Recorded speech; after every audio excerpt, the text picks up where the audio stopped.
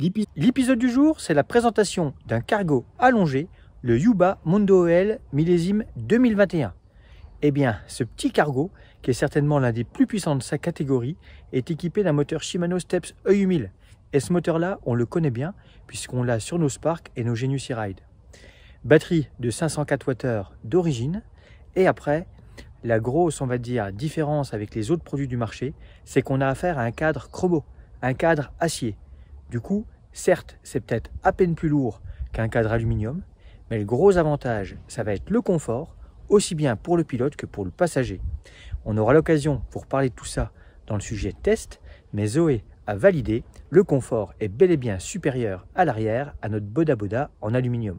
Du coup, ce vélo a un poids total en charge de 250 kg. Là, ça fait pas rire. Et au niveau des équipements, ce que je vous propose, c'est de faire une visite guidée de la machine en partant de la proue jusqu'à la roue arrière.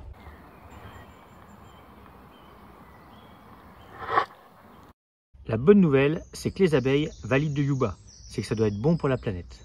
Après, au niveau des équipements, éclairage LED à l'avant ou à l'arrière pour être vu, mais surtout pour voir en pleine nuit. Comme le cadre, eh bien la fourche est également en chromo. On a affaire à une grosse fourche avec un pivot de 1,5 pouces continu. Donc là, en termes de résistance, il n'y a pas de souci, c'est bien rigide, c'est efficace. Et sur cette fourche, eh bien, on va pouvoir adapter des équipements puisqu'on a des inserts qui sont dispo. Et dans tous les cas, à l'avant de ce Mondo EL, on a la possibilité sur ces inserts-là de venir mettre un grand panier avant, rectangulaire, sur lequel on peut même également avoir un filet, une bâche pour transporter des colis ou poser tout simplement son sac et l'avoir devant les yeux. Au niveau des pneumatiques, on a des Schwalbe Big Ben Plus en 26 par 2,15. Donc on est sur un vélo en 26 pouces avec un pneu plutôt asphalte, mais qui pourra rouler sans problème dans tout ce qui est gravillon, qui est renforcé par rapport aux crevaisons et qui aura une très bonne évacuation au niveau de l'eau. Plus en termes de sécurité, sur les flancs, une bande réfléchissante. Au niveau freinage, là, ça a été un petit peu la surprise au déballage. Logiquement, ce vélo aurait dû être en frein Magura MT6. Mais là, eh bien, pénurie oblige, ce sont des Race Raver Attack, un petit produit totalement inconnu au bataillon qui s'est retrouvé monté sur ce vélo. A noter sur ces freins une très bonne intégration du vase d'expansion, puisqu'il est juste caché là. C'est pas forcément quelque chose qu'on a l'habitude de voir sur des marques plus connues. Donc plutôt une bonne surprise. En termes de fonctionnement, il n'y a pas de souci, hein, ça freine, c'est puissant, c'est progressif. À noter qu'il s'agit d'un frein en huile minérale, donc ça c'est quand même pas plus mal par rapport à l'entretien. Et on a même une petite molette de réglage pour pouvoir régler la garde du levier, donc tout va bien.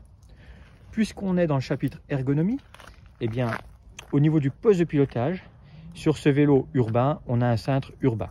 On aurait peut-être préféré, nous, à notre niveau, un cintre droit, plus sportif. Mais ce qu'il faut voir, c'est que ce vélo, il est prévu pour être roulé par des pilotes de 1,60 m à 2 m. Du coup, entre la potence réglable et ce cintre-là, ça va permettre de s'accommoder, finalement, de toutes les anatomies. Et au niveau des appuis, on a une poignée avec le repose-paume pour un maximum de points de contact et un minimum de points de pression au niveau des avant-bras et surtout au niveau des mains. Pour commander le moteur, on a le petit shifter Shimano avec juste les deux boutons pour monter ou descendre les modes.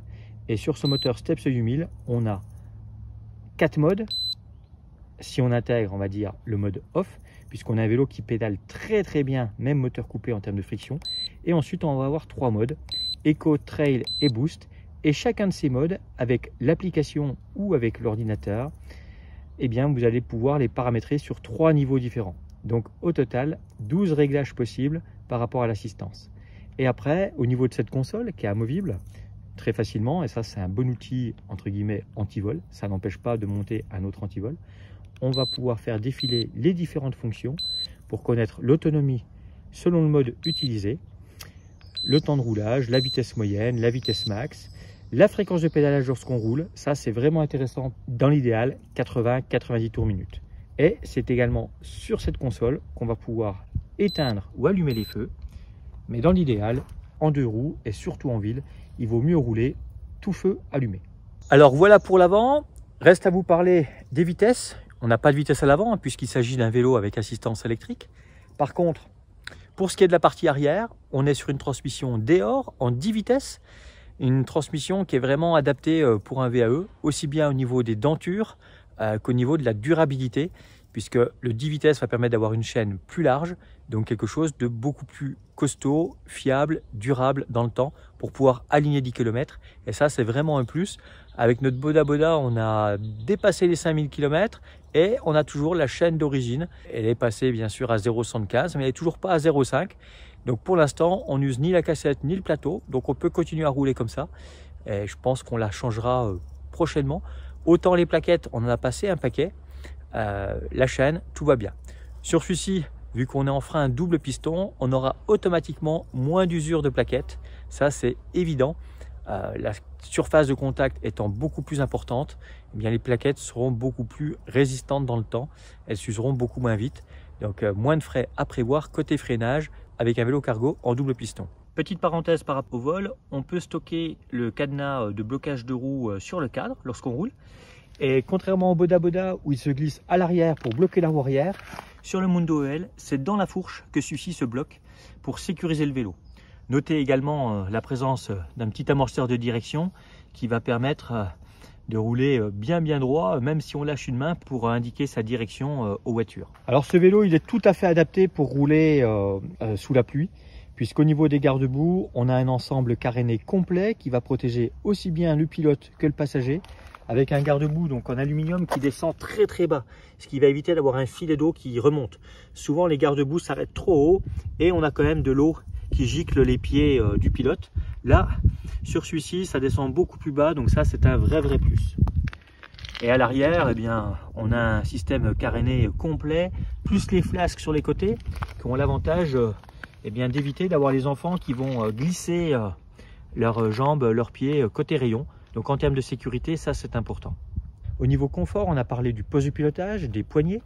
N'oublions pas également que Yuba a développé des selles spécifiques, plutôt confortables. Alors un petit peu large à notre goût par rapport à notre pratique cycliste. Nous, on pourrait rouler avec la même selle que sur nos vélos de route ou nos VTT. Par contre, cette selle a l'avantage.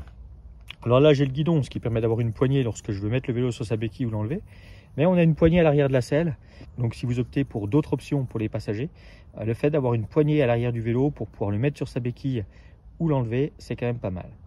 Et toujours au niveau confort, eh bien pour les passagers, et oui les passagers, puisque là on va pouvoir mettre 3 enfants ou sans problème un adulte, voire un adulte et un enfant, eh bien on a les nouveaux pads en mousse. Donc l'avantage, c'est notamment par rapport à la pluie, où on a quelque chose par rapport aux pads de tissu qu'on avait sur le Boda Boda, où il suffit d'essuyer et c'est tout de suite sec.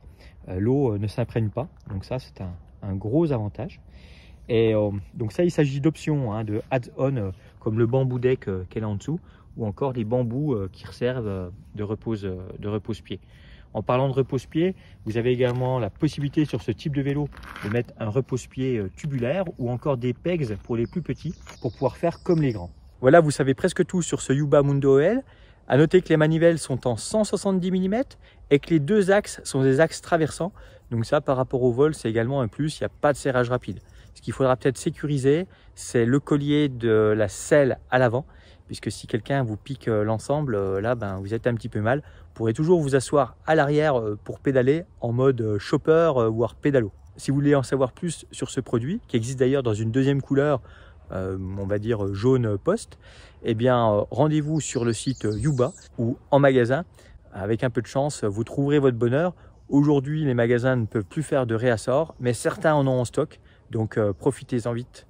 Donc profitez-en vite si vous voulez faire une rentrée électrique avec un vélo cargo qui est vraiment la solution pour remplacer une voiture à la maison si vous avez des enfants et que vous voulez pouvoir aller en course avec, faire tout ce que vous faites d'habitude avec votre voiture, sans oublier qu'arrive l'hiver, aucun souci pour monter des pneus neige.